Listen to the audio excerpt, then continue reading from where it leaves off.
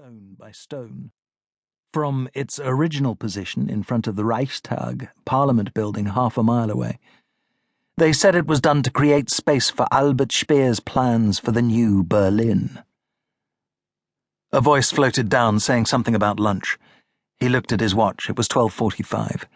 They were due at the ambassador's residence in a neighbouring suburb at 1 p.m.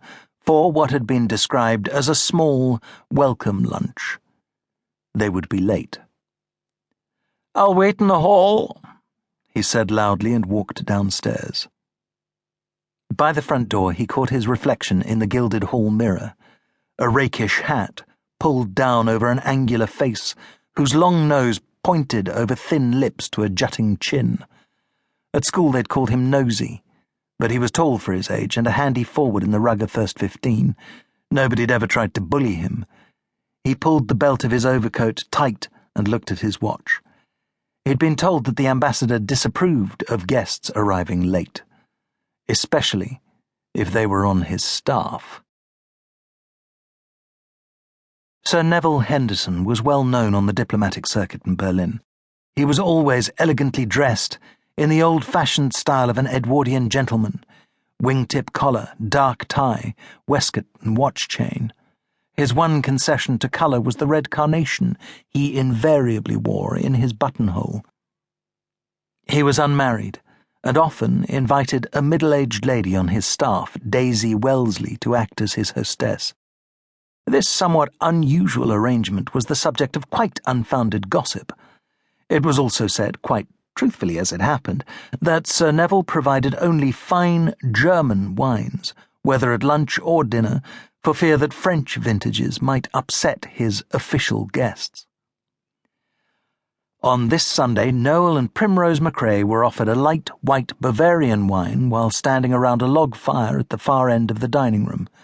The table had been laid for 7, Macrae noticed. There were 3 other guests, the political attaché, David Buckland, and his wife Amanda, and a stout, middle-aged man with the veined nose of an habitual drinker who clearly did not wish to be there.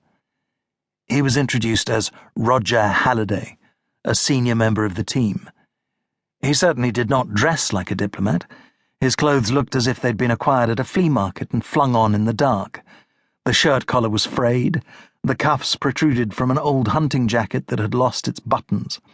The jacket had deep, baggy pockets, presumably once used for stowing the odd game bird.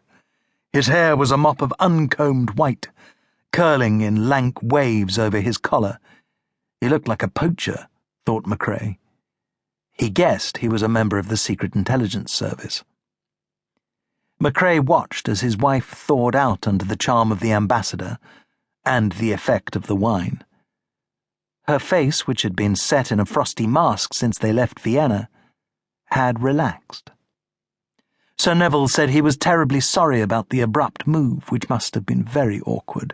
He hoped their new home had been made as welcoming as possible, had they, by any chance, noticed the champagne in the fridge. Primrose said she had not, but thanked him for being so generous and thoughtful. Yes, she said, the move had been a bit of a struggle. They'd not really had time to say goodbye properly to their friends. But when His Majesty's government calls... She gave a tinkling laugh. The ambassador smiled and gestured to the table where plates of soup had been served.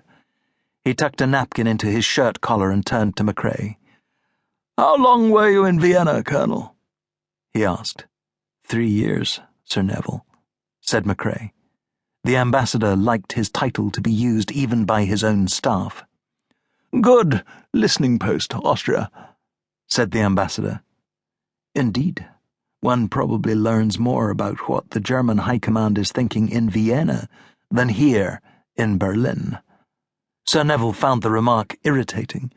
The British ambassador in Berlin did not need his new military attaché to tell him what was in the mind of the German High Command. "Really?" he said dryly. "German generals spend a lot of time there on military cooperation meetings, holidays, socializing, that sort of thing. They talk more freely there in a way they can't here."